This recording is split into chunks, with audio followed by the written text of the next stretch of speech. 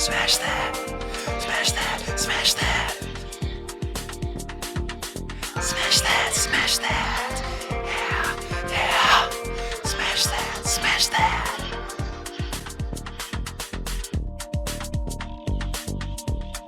Well, here I am. I'm a pod smash man. Don't pod like I used to, but I do what I can. I got mics and collectibles too. Still on the fence. I'll make a fan out of you.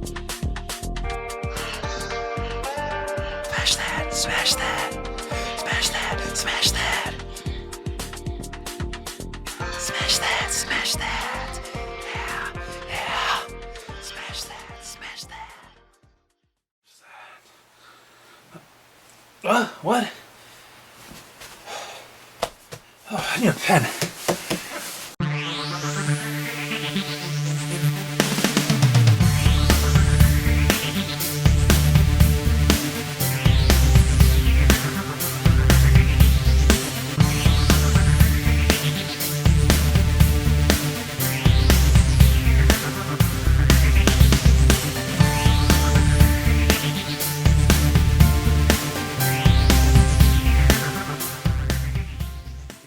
Welcome to Media Pod Smash. It's the premiere episode of Season 4, and it's the spooky season. Which reminds me, I gotta go get something real quick.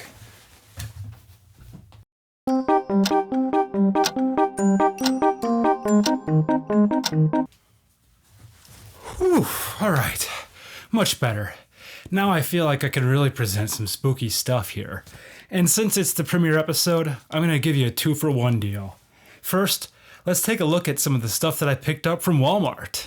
So I gotta say, I was really impressed with Walmart's selection so far.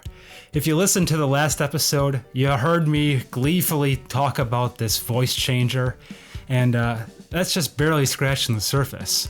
Today I'm gonna show you some more stuff that I got. Let's start out with some decorative items. I got these doll heads. Everyone can use some doll heads. They're great for decorating the yard, they're great for decorating the inside of the house, and they're great for, scaring people and keeping people that you don't want away from you. What else? Well, there's this vial, which matches the real ones that I picked up from American Science and Surplus a few years back, and you could never have too many vials. So this will be probably displayed somewhere on this back wall at some point, just to add to the Halloween vibes. Next, we've got this really cheap fortune teller sign.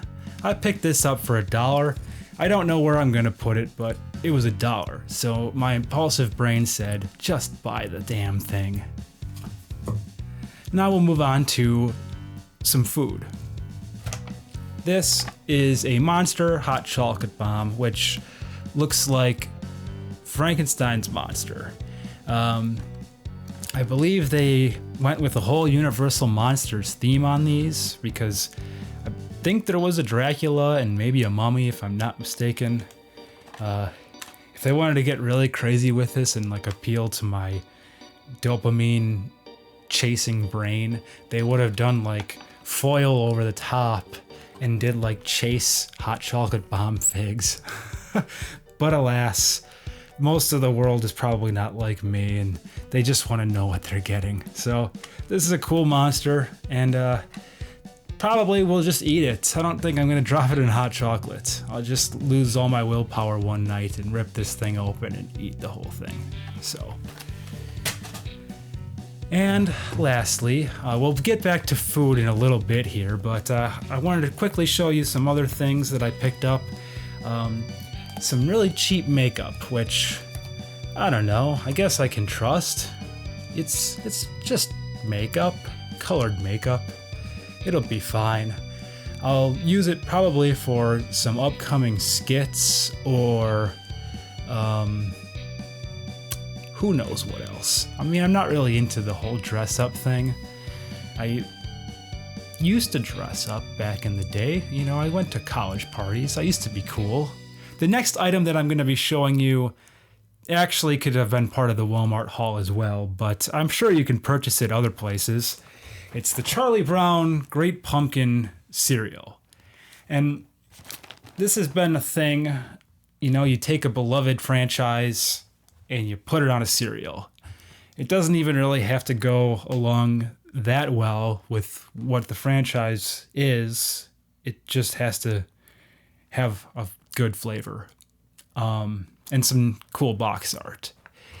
And it's always weird to me that they never call it like this, the cereal. It's the Great Pumpkin Charlie Brown.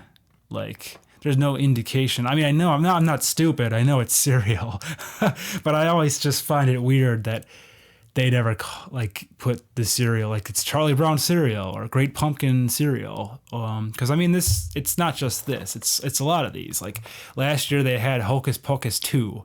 It wasn't Hocus Pocus 2 the cereal. It was just Hocus Pocus 2. So you're purchasing Hocus Pocus 2 in a giant box.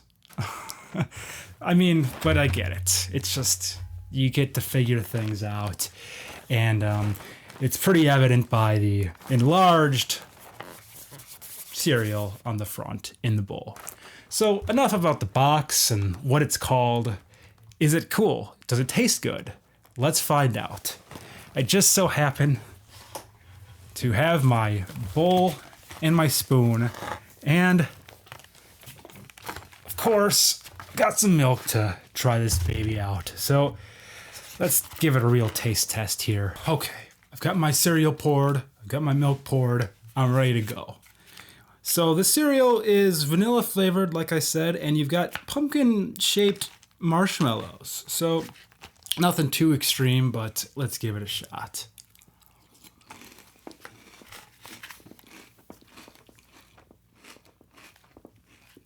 And I know if there's one thing that people love, it's watching other people eat in front of a microphone. So I've got that covered. And my review, after having some time to let it sit in my mouth and savor it for a while. I mean, it doesn't blow me away, but I'm not disgusted by it. So I'm going to give it 3 great pumpkins out of 5. Well, that does it for our Halloween segment today, but there's going to be a lot more where that came from, so keep your eyes peeled. Let's move on to another segment.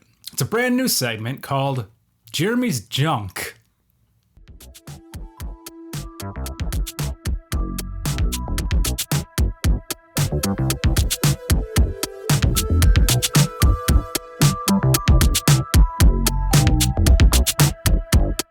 So recently I've come to terms with the fact that I've just got way too much junk, but some of it's pretty cool junk and it's worth showcasing. So that's why this segment was born. This week we're going to take a look at a book that I got from last year called The Illustrated Al. So this is a graphic novel which takes over 20 Weird Al songs and interprets them by over 20 different artists into comics. It's a whole graphic novel of really, really interesting artwork.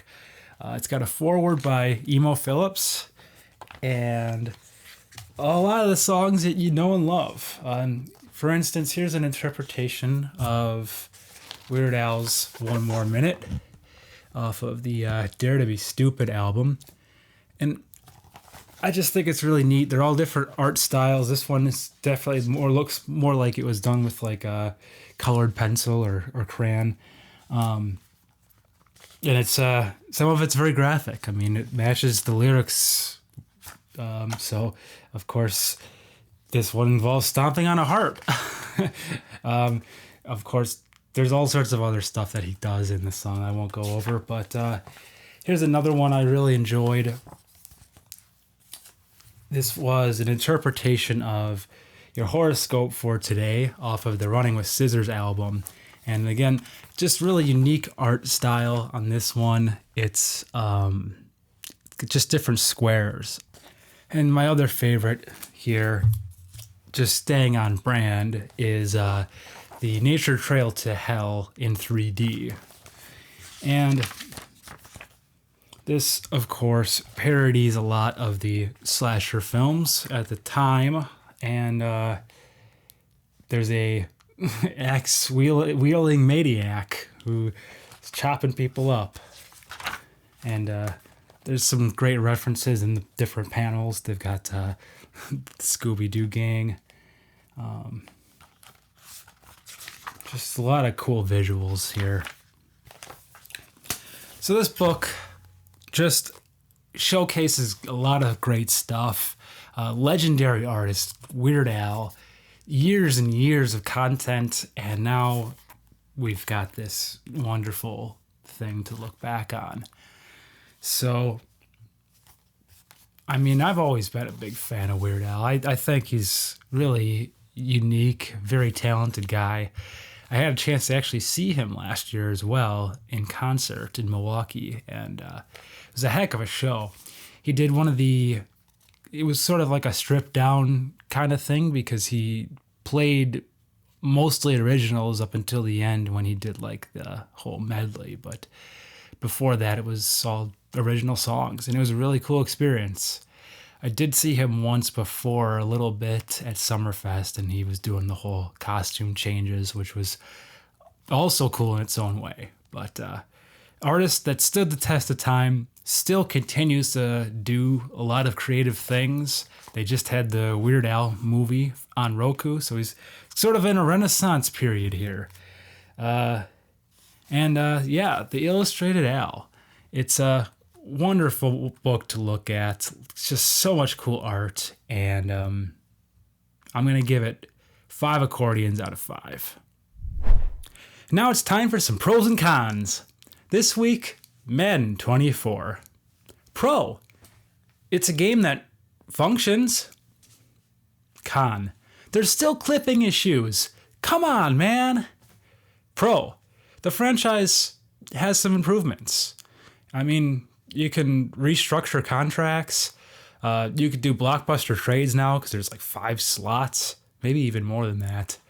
And there's a few other tweaks that they've made. Con. It's not enough. Pro. The tackling is smooth. It actually looks much more improved since last year. Con. Last year wasn't that great to begin with. Pro. More franchise stuff. Relocation settings are cool. There's way more teams to choose from now. The logos are kind of neat. The customization settings are a little bit better, but con, you can't make your own team. Pro, there is definitely better graphics. Not much better, but the graphics are a little bit better and more polished. People look a lot more like they're supposed to look. I don't know if you've remembered some of these memes from past few years of Madden, but there's some pretty funny looking players. Con. The menu screen was laggy as all hell until they patched it, like 2 weeks later? Guys, it's 2023. That shit does not fly. Pro. You could play it for 10 hours as a free trial, and that's enough to decide if it was worth your time. Con. Ultimate Team. They brought it back, which is fine, but you know what is not fine? Forcing me to hit A. Okay, I didn't get forced to hit A, but I hit A because you just instinctually hit A at the menu because you think you're going to just hit your last played thing, which in my case was franchise. But no, they pop up with an advertisement for Ultimate Team, and then it loads into Ultimate Team. And because shit takes so long to boot up and load, well, you know, my frustration gets extended. Pro. Superstar mode is starting to take form, and it's kind of looking like how it did back in its glory days of like 2008 or 7, whenever that game was that had the really cool superstar mode. So keep striving, guys. You're really close, but few more things that you gotta improve on. And that was the pros and cons of Madden 24. And that is also going to take us to the end of our show. I really hope you enjoyed the Season 4 premiere episode as much as I enjoyed making it. There is one last thing I'm going to share with you before we roll those beautiful credits, and that is a quick Halloween preview just to kind of further set the mood. So thank you guys so much, and we'll see you next week. It's been kind of different this year. It's not like the same vibes.